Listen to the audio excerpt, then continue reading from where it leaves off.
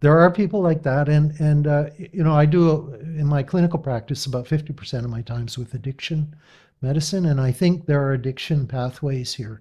Mm. Bread is a particularly bad one, sugar, also refined carbs in general. I think there are addiction issues, and people that the story you just told is a classic addiction, remission, relapse kind of a situation. You've just heard Dr. Jay Wortman, who is clinical assistant professor in the Faculty of Medicine at the University of British Columbia. He's also held senior management positions in Health Canada, and he's currently a practicing physician in Vancouver. We cover many topics in this podcast, one of which is how Jay reversed or put into remission his type 2 diabetes within a matter of weeks.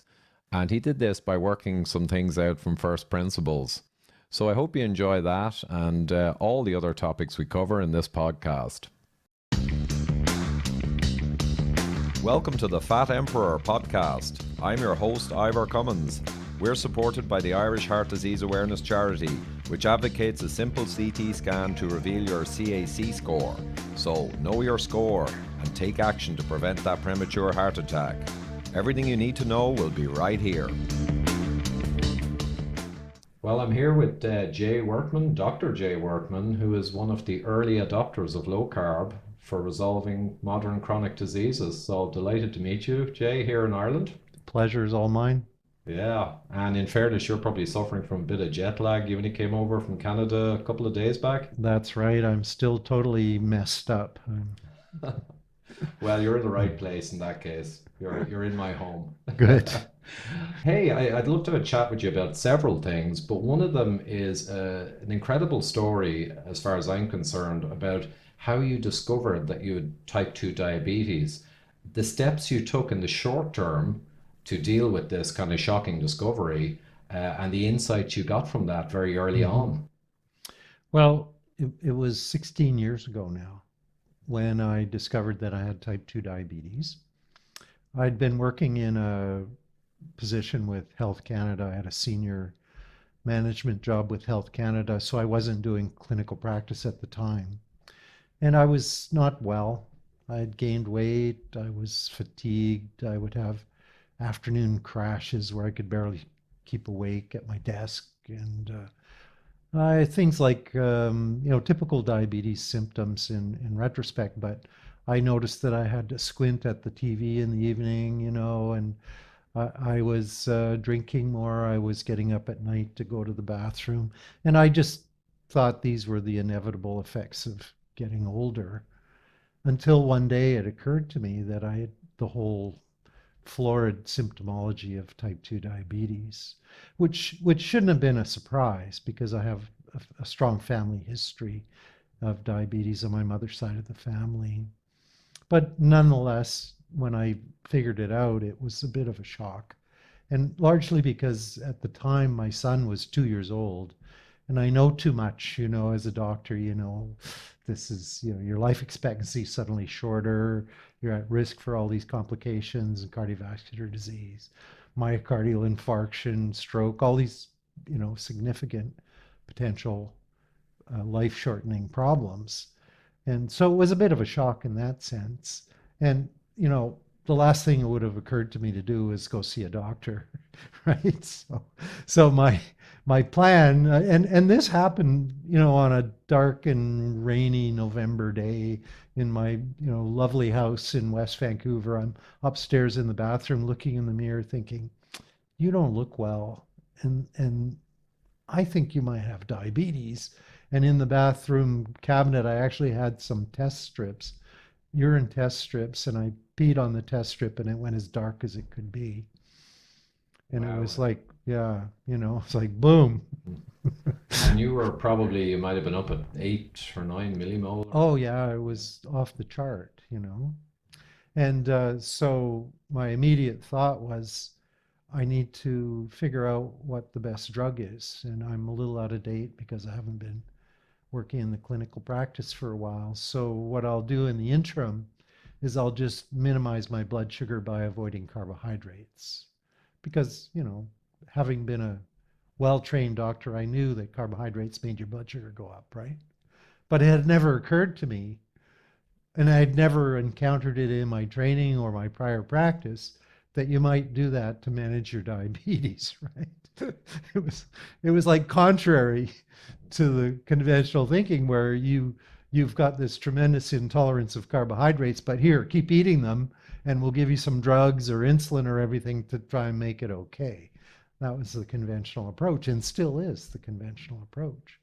And it is extraordinary actually that that is the case, because if something that's completely obvious Yeah. that you have a problem metabolizing carbohydrate, Yeah. therefore you should go lower, it's so obvious you'd want absolutely compelling data to say why that's counterintuitive and no, we should do the opposite, which of course doesn't really exist. No, and now looking back, it's just so strikingly clear that when you have an intolerance to carbohydrates, you shouldn't eat carbohydrates. I mean, what is so problematic about that? Yet we're still banging our head against the conventional approach to the management of diabetes. So anyway, for me at the time, it was completely serendipitous because my plan was I'll just minimize the harm of high glycemic numbers while I figure out what the best drug is. But what happened was, well, I did. I completely stopped eating carbohydrates. And within a few days, literally, all those symptoms reversed. Everything got better. And I started losing weight at literally a pound a day. The weight just fell off me over the course of the next month.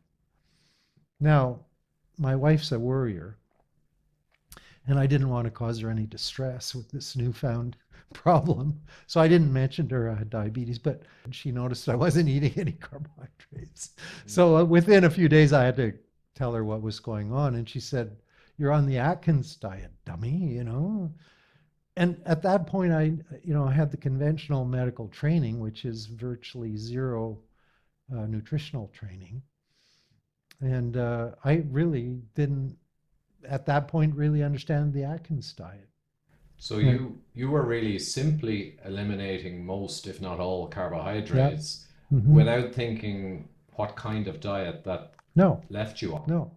And so she had brought home an Atkins book after our son was born, and to shed her post-baby weight. And I had brushed it off the way I had been trained to do. Yeah, nobody can stay on those diets. Yeah, whatever. So she brought the book out and dusted it off, and I read the Atkins book, and I thought, yeah, that's what I'm doing. I'm doing that. And then I got very intrigued because of the results. I mean, my blood sugars went back to normal. I lost the weight. I felt better. My energy level went up. I had steady energy all day. I didn't have an afternoon crash anymore. My mood improved. My ability to cope with stress improved. So many things got better that I became really intrigued with why in my entire training and practice did I never encounter this before? Why was this never suggested by anyone as a way to deal with diabetes?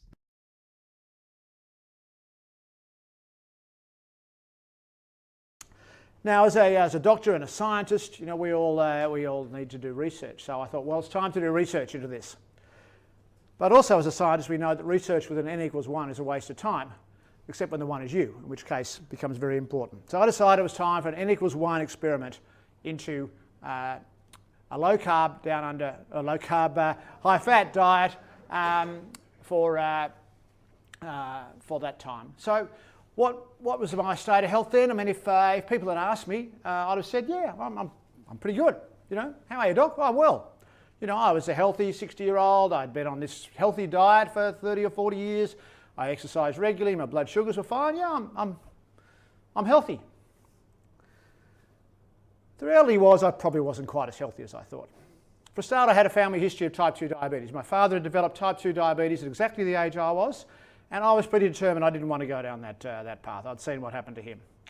I was also overweight, obese. I had a BMI of 30, and like so many middle-aged people, and I considered middle-aged, 60 middle-aged. I used to think I was old, but I now think it's middle-aged. I'd probably put on half a kilogram a year for 30 years, just steadily getting a bit thicker around the waist. And to the point where my kids are starting to poke me in the guts and say, come on, Dad, what about it? And I'd shrug my shoulders and say, well, hang on a minute, I'm on a low-fat diet, I exercise regularly, it's not my fault. So I was definitely 12, 15 kilograms overweight. I had high insulin levels, had high triglyceride levels, and I'd had a fatty liver for 10 years. You have your blood test every 2 years, comes back, liver function test, consistent with fatty liver. Well, I'm a sports doctor, I didn't know what a fatty liver was, and I figured, I'm on a low-fat diet, I'll be fine, so I just ignored it, as you do. So I clearly wasn't quite as healthy as I thought, and in retrospect, I was clearly pre-diabetic. All right, so I decided it was time to do some, as you can see there, I'm either 6 months pregnant or I'm significantly overweight. And mind you, I've got a few buddies there too, so that's all right. The only difference is that they're still overweight. All right, so I decided it was time for an experiment. Okay, 3 months of a low-carb, healthy fat diet. So what did that mean? So on day one, get all the bloods done, baseline, and then I embarked on it. So what did that mean? Well, it meant that I stopped eating all these things: sugar, bread, cereals, pasta, rice, fruit juice, starchy veg, margarine, vegetable oils, processed foods. You're probably thinking, oh, that doesn't leave much. And I went back to eating really the way that probably my grandparents used to eat. Lots of real food, non-starchy veg, meat, fish, eggs. We've been told not to eat any eggs for the last 50 years. And butter, well, no, margarine's much better for you. Cream, full-fat cream, olive oil, nuts, and the only fruit that I had were berries. So what happened? Well, the first thing that happened is I stopped being hungry. So literally from day one, normally I'd have my cereal at 8 o'clock in the morning and I'd sort of get to about 10:30 and think, oh, geez, it must be lunchtime soon. I just stopped being hungry. I'd have my eggs and bacon and avocado or whatever for breakfast, and I wasn't hungry all day. So I went from eating 3 meals and 3 snacks a day to eating 2 meals a day. And I still eat 2 meals a day now. I have the occasion, if I get hungry, I just have a handful of nuts or a bit of cheese or something. So that was the first thing. Then I started to lose weight. You'd jump on the scales every Monday morning and I'd wait. The first week, you lose a kilo and a half, and everyone says, oh, that's just water. I said, oh, okay. Then every week, I kept losing weight. The more fat I ate, the more fat I lost. It was incredible. And then a whole lot of other things happened. I started to feel more energetic. I thought I concentrated better. I stopped sort of having that after lunch sort of, sleepiness, because I didn't have lunch, so I couldn't have that. And my exercise capacity increased. I remember being on the treadmill about 6 weeks into it, thinking, I can run forever. And I certainly hadn't felt that before. I stopped snoring, so that was a very popular move. Happy wife, happy life. And I think I'd snored all my adult life probably, and it just stopped straight away.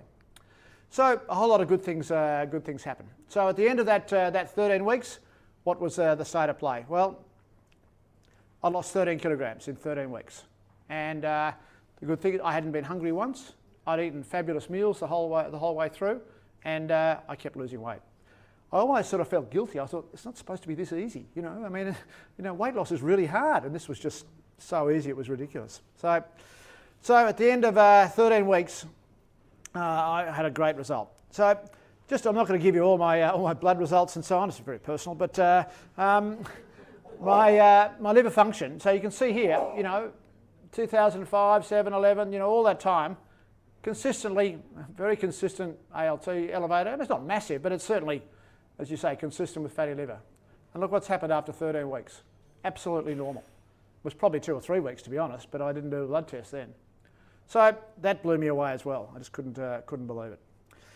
All right, so 3 months of a low-carb, healthy fat diet, reduced appetite, lost 13 kilograms. All my bloods were better, my HDL was higher, my triglycerides were lower. Improved that ratio, which is really important. My insulin levels are normalised, my fatty liver resolved. Not about 3 months' work, eh? What would people pay for a pill that did that? $100 a week? Probably more. There is no pill. Yet I did it so easily.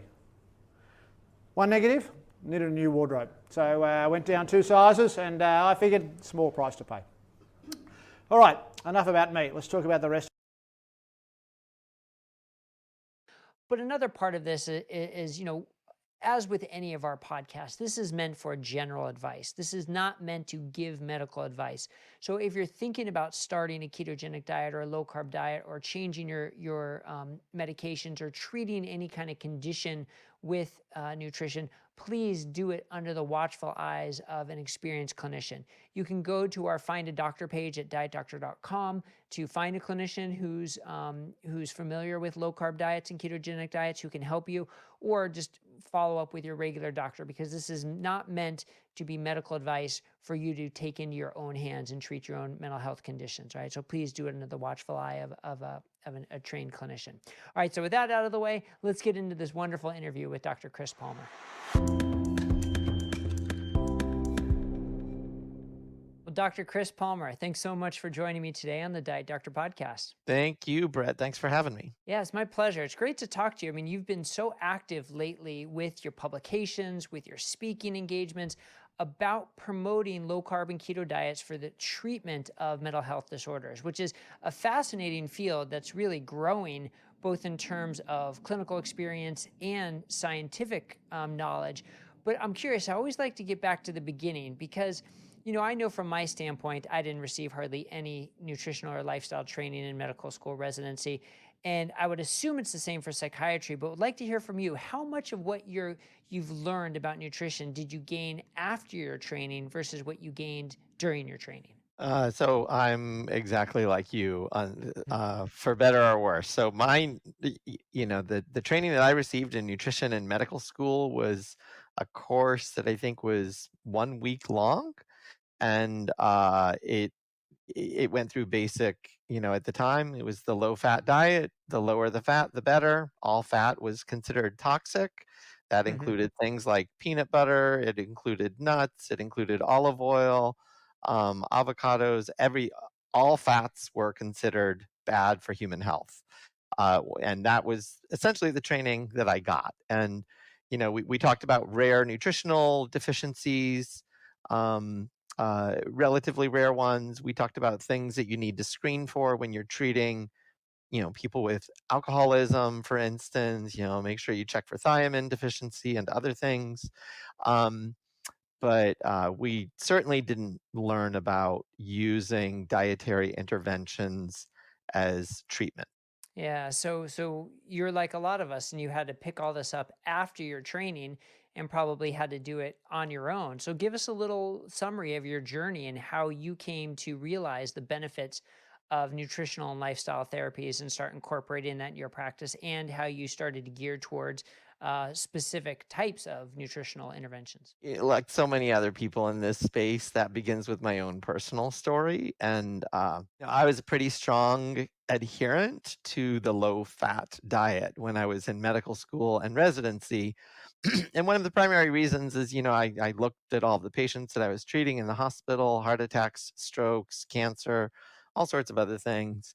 And I was very determined to not be one of them. I did not want to be one of them. And so I followed the dietary guidelines to a T. And I was on an extremely low-fat diet, sometimes eating less than 5 or 10 grams of fat per day, because I was taught lower the fat, the better. And for better or worse, that did not work out well for me at all. By the time I was in my late 20s, I had metabolic syndrome. Despite strict adherence to this supposedly healthy diet, I was exercising pretty regularly, at least 3 times a week, and doing everything else right. I was not excessively drinking. I wasn't using recreational drugs. I wasn't doing anything else that I wasn't supposed to be doing. And yet my blood pressure was high. My LDL was high. My HDL was very low. My triglycerides were through the roof. I had prediabetes, and I was frustrated and pissed because I'm like, I'm doing everything right. And, year after year, the doctor kept telling me, you got to do diet and diet and exercise to get these things under control. I kept asking him exactly what diet, exactly what exercise. I was doing it all. He finally decided he was going to push pills on me. I said, no, you know what? And we'd been talking about it for a couple of years. I said, no, not yet. Give me 6 months. I'm going to try something else. I didn't tell him what I was going to try, but I'd heard through the rumor mill that the Atkins diet at the time was somehow helping people improve their cholesterol, even though you were eating eggs every morning. And I was in disbelief at that point. I really was. I was a strong skeptic. I bought the medical dogma, hook, line, and sinker.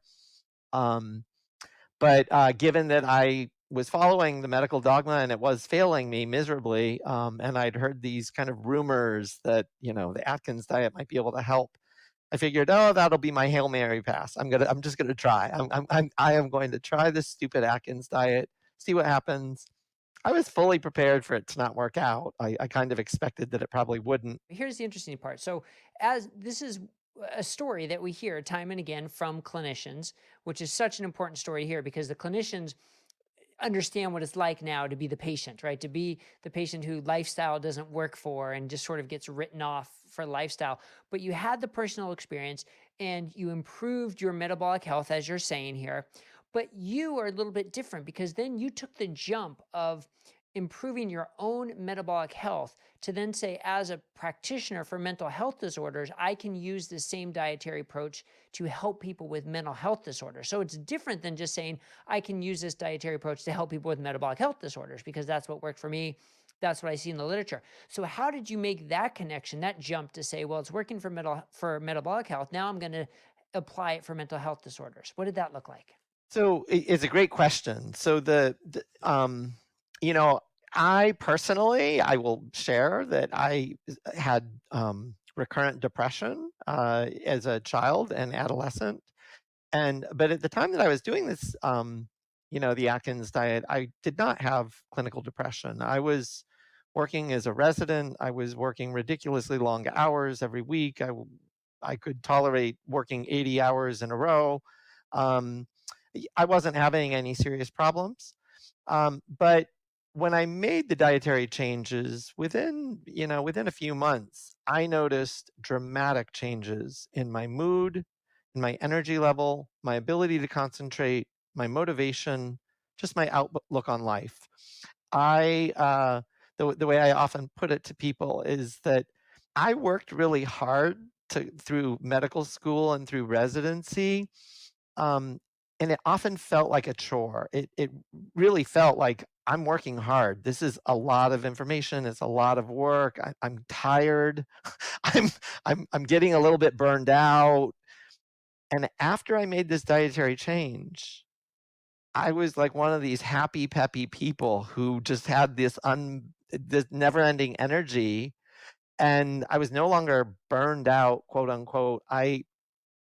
I just felt great, and I had a lot of enthusiasm for life, and I recognized that this was highly unusual. I had never been like that in my entire life, and so I recognized, wow, this is really interesting. I took a few years. I mean, at that point, the Atkins diet was extraordinarily controversial in the medical field. We did not have published studies in the literature yet documenting that it was even safe as a weight loss intervention, let alone any other use. And so it took me a few years before I started using it with patients, but I kept kind of thinking to myself, if this is having such a profound effect on my mood, energy, sleep, other things, I can't help but wonder what it might do for my patients with chronic treatment-resistant depression who have tried dozens of medications, who've been in psychotherapy for years or sometimes decades, who've even tried shock therapy, and nothing is working for them.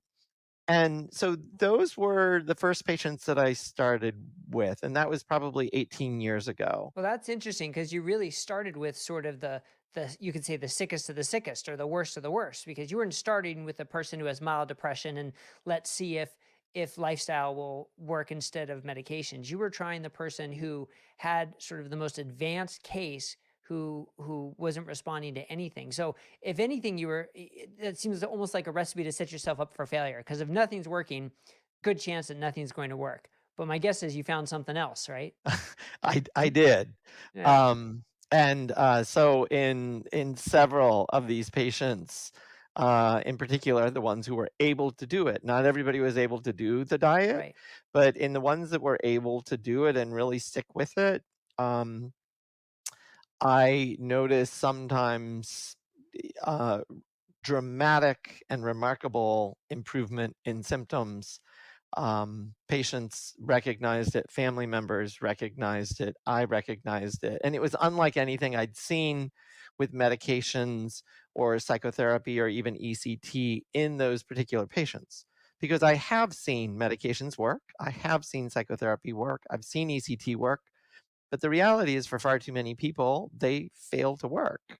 And so with these patients in particular, some of them had been my patients for years at that point, and we had tried numerous medications, and at best we might get improvement for a few weeks or a month or two, and then the symptoms would be right back.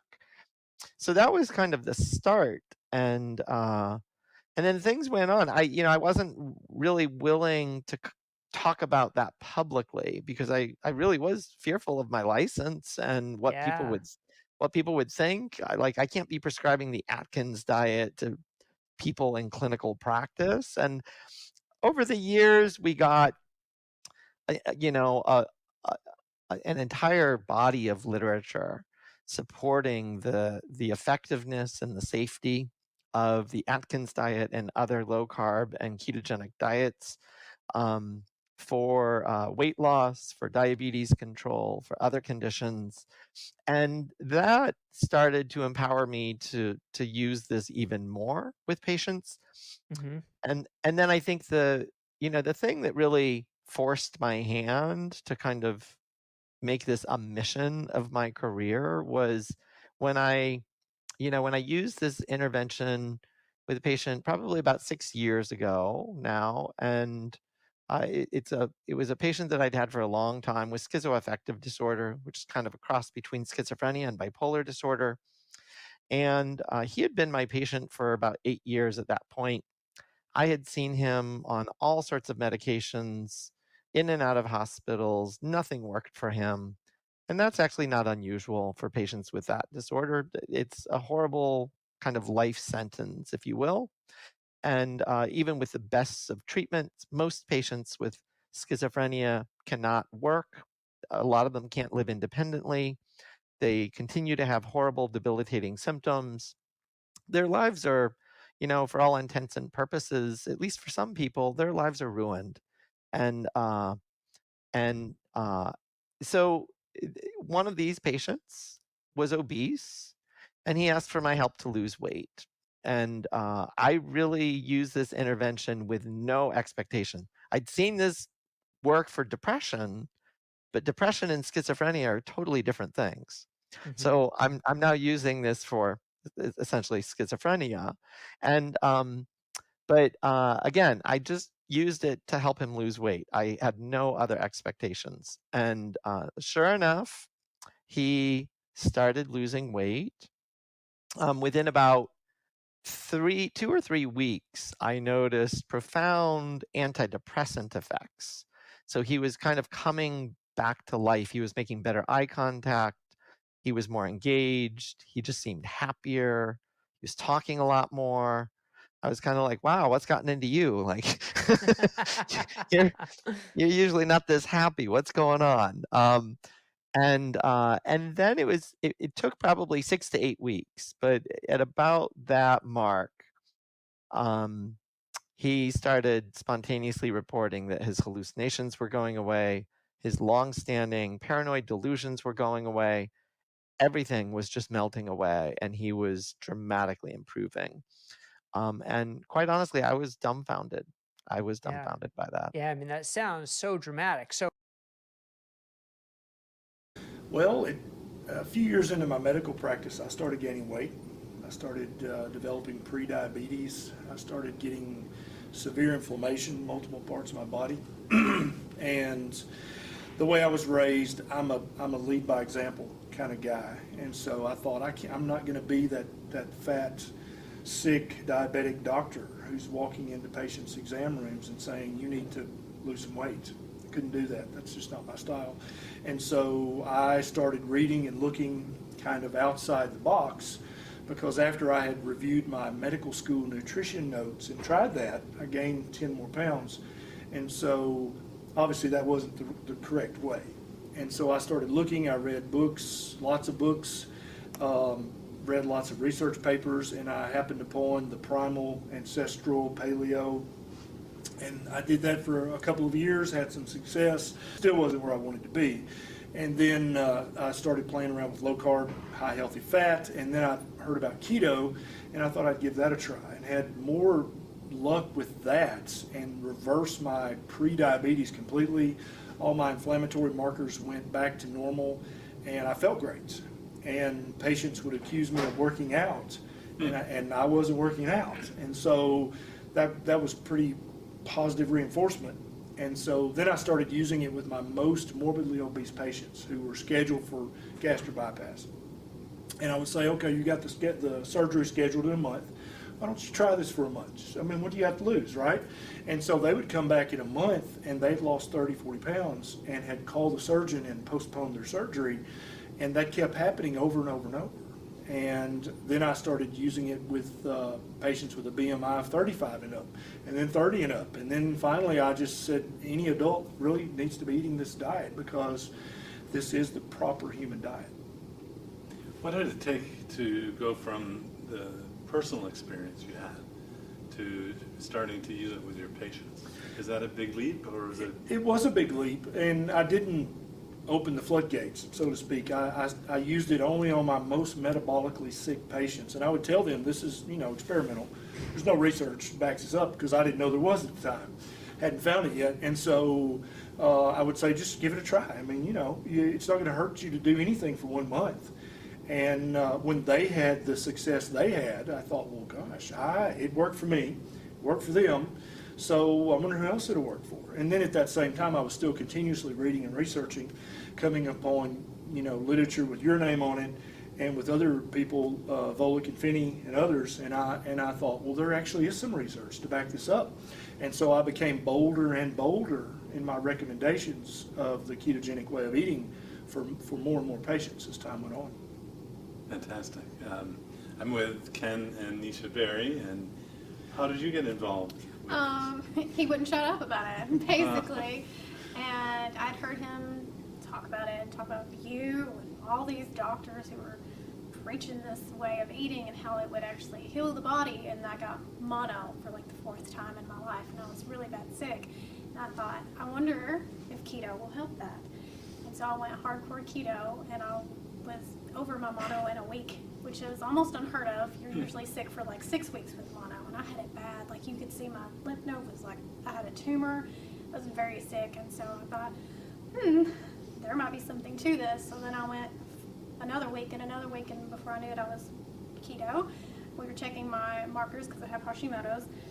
They were dropping. My TBO markers dropped significantly. My TSH was in normal limits, and my symptoms were completely gone. So it just kind of hit me like a bag of rocks that he was right.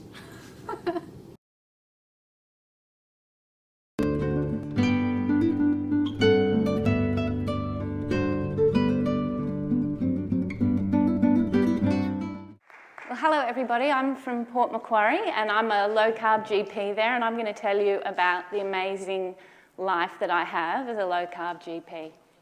All right, okay, so all GPs, we sit there every day, it's like a cliche. You get the very unwell, chronic disease patient, everyone's on the same, 5 drugs, everyone's got reflux, everyone's obese, everyone's diabetic, everyone's got sleep apnea.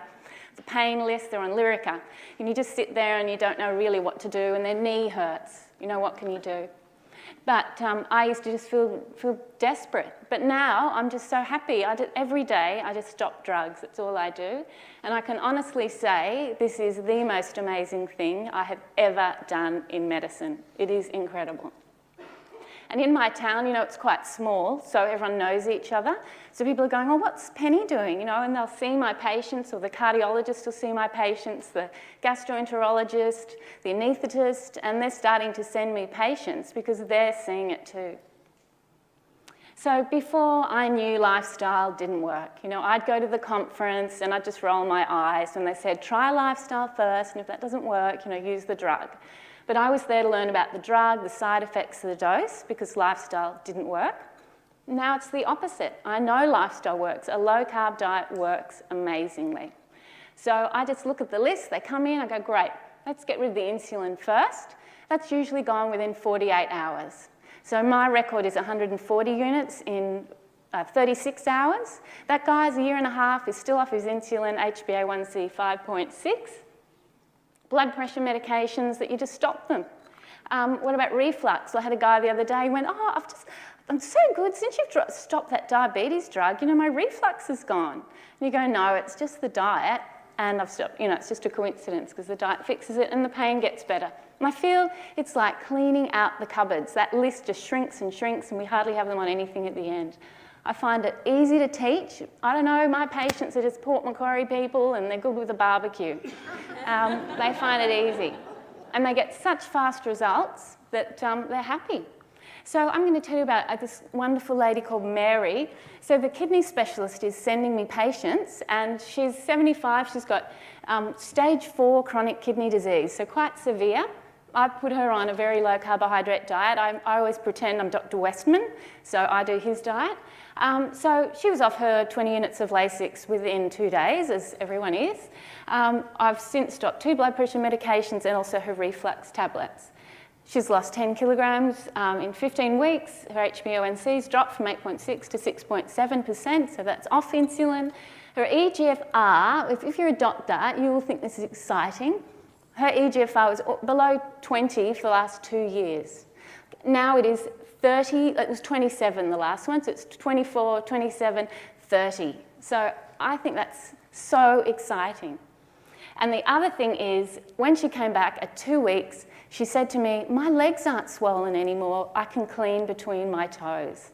And this is why being a low-carb GP is fantastic. This is the email she sent to me 5 days into the diet. So I always give them my mobile and my email because we're fiddling with their pills. And she sent me this email. Last night my blood pressure was low. You know, and this is a kidney patient on 1 million blood pressure tablets. It was, look, 95 on 58. And I thought, gosh, something wrong with my blood pressure machine. You know, I changed the batteries. It was still low. Then I had the best sleep that I'd had in a long time because, you know, low carb, everyone feels better. But it was still low, and you know, she's lost weight and she's really happy. But that's 5 days in, so I ring her up and go, stop your 40 milligrams of Lasix, please. Because low blood pressure, of course, is terrible for kidneys, and she's already got delicate kidneys, so I was terrified we were going to make it worse. So there you go, within 5 days off 40 milligrams of Lasix, and we also halved one of her other blood pressure tablets. There's another guy, Robert, he came along, he's got CKD as well, and he was on 1 million, you know, I don't know, 3 diabetic tablets, his sugars were 14, he was looking at insulin, he was desperate, didn't know what to do. And he's an old guy, he lives on his own, he can do this, okay? 8 months in, low carb, lost 14 kilograms, stopped 2 diabetes meds, blood pressure great. And look, when he came in here, his blood pressure's 203 systolic on a lot of blood pressure medication. Now it's always like 125, just beautiful blood pressure. And again, his kidney function's improved a bit as well, 38 to sitting in the 40s, and his urine albumin's halved. And look at the HbA1c, it was 8.4 on a whole lot of pills, and now it's 6.2. So what about insulin? I love patients on insulin, type 2 diabetics on insulin. I just get excited when they come in because it's fun. I've stopped 15 patients off their insulin, so like it's almost boring now, like ho-hum, here we go, let's stop it. So I told you about my bloke 140 units, and look, they are off it within 2 days, and I told the cardiologist, oh yeah, they get off it, you know, in 2 days. Oh no, it's the weight loss, I don't know what's going on in their heads, it's 2 days.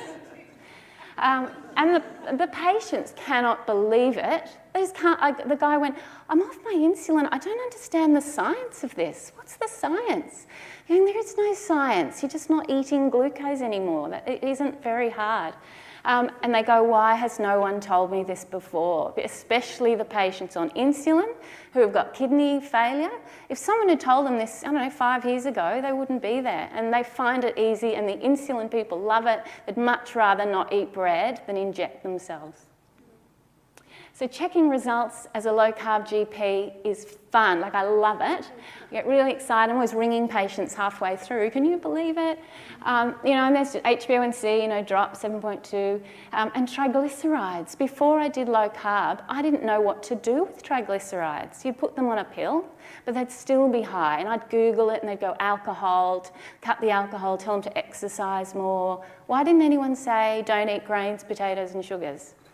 This man here, his triglycerides were 5.4, and that is on medication and, you know, on a low-carb diet, 1.1. Look at that, and the HDL pops up as well.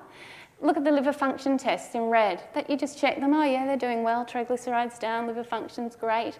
And in the past, as a GP, everyone's got fatty liver. You spend your life doing ultrasounds, looking for hemochromatosis. But look, just tell them not to eat grains, potatoes, and sugars, and within 6 weeks, they're cured. And as I've said, in just a few people, I have been finding their kidney function is improving. My husband is a urologist, so he does all this deep surgery in kidneys and prostates, and his life is desperately hard with obese patients, and he's been trying to get them to lose weight.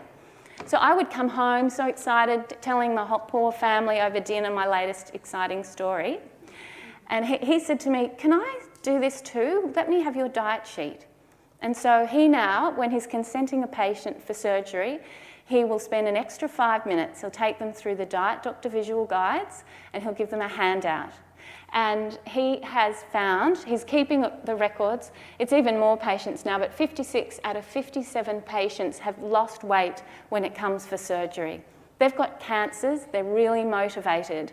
And he says even within 2 weeks, they've lost weight, and it makes a difference because it cuts down surgery time and it makes his life better and less complications for the patients. Most patients are losing up nearly 10 kilograms, and he says to me, I save more lives with this diet than any operation. And he also notices what I notice is that you treat 2 people at once because the husband and the wife both lose weight. So I actually now take a diabetic tablet history from the partner because you end up going, oh my goodness, they're on an SGLT2 inhibitor and they're going to have diabetic ketoacidosis because I didn't stop it. So I usually do 2 for the price of 1. This is my husband's results, and they're going to be his registrar will be presenting this at the Royal Australian College of Surgeons meeting in May, just saying to surgeons, why don't you try this? It takes 5 minutes. So what about chronic kidney disease? So chronic kidney disease, the common causes are diabetes, obesity, hypertension, and if we don't slow it down, patients end up on dialysis or with a kidney transplant. So our management is keep the risk factors under control. But at the moment, the poor kidney people are told you've got to limit protein and you have to limit fat because you know your heart, and don't have salt. Don't have salt. So what are they left with? They're left with bread. And what are the risk factors? Diabetes, obesity, and hypertension. So it doesn't make sense. It's silly. It really is silly. So the kidney doctor in Port Macquarie is amazing. He has such an open mind. Now, initially he was a bit worried about what we were doing because he sees my husband's patients. He's going, that's a bit high protein. But then he saw the results and he rang me and he said, let's do a study together. I'm going to send you patients and let's do this together and see what happens. So I emailed Eric Westman and he replied. I was pretty excited. I've had a few emails with him, so I'm excited. And he linked me in with some doctors in America who are doing the same thing. So there's a guy called Hugh Adams, who's a nephrologist at Rochester University, and a professor who's a family physician who works with Dr. Westman and looks at his data and at Duke University near Mitchell. So we email each other, and Hugh has a clinic once a month where he sees obese diabetic patients and puts them on a ketogenic diet, and he's got 60 patients. Says he hasn't seen any problems yet using the diet, and he uses Dr. Westman's protocol as well. So for me, I've got my 16 patients and I'm monitoring them carefully. And they're losing weight and their diabetes is getting better, their blood pressure's dropping. And Mary was one of the first ones that did really well. But I just want to say it is so, so important. If anyone's got chronic kidney disease, you do not do this by yourself, particularly the people with the severe kidney disease. I find they get a real, they're already on diuretics, and then the ketogenic diet is sort of diuretic in itself, and their blood pressure just drops through the floor. And again, you can cause an acute kidney injury if you're not pulling out those tablets fast. So that's what I've learnt from just my few people. So you can't do it, and I'm only doing it because I've got a kidney specialist holding my hand. Before this, I didn't even know how to use an Excel spreadsheet. I'm so lucky my brother is an engineer, so he set up a table and I enter the data, and then he did a pivot thing for me, like made this fancy graph. None of it's analysed or anything, but I've got a medical student this year who's going to help me, and maybe we'll manage to publish something, who knows, a case series.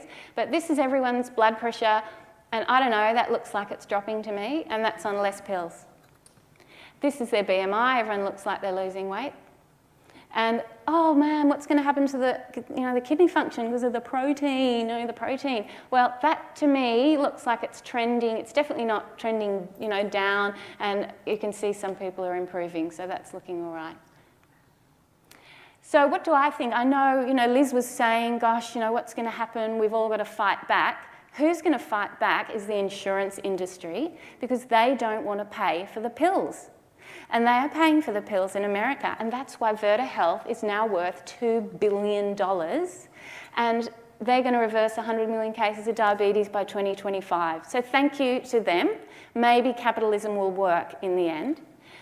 The RACGP sadly said just at the beginning of this year, in reference to a recent studies on low-carb diet, they're a bit worried, potential danger and interaction with some drugs, and not everyone can do this, and they're all a bit worried. Here GPs learn about initiating an intensification of insulin therapy. That's how we earn our CPD points. We've already had that one. Now, in Eric Westman's words, it's so unbelievable, no one believes it.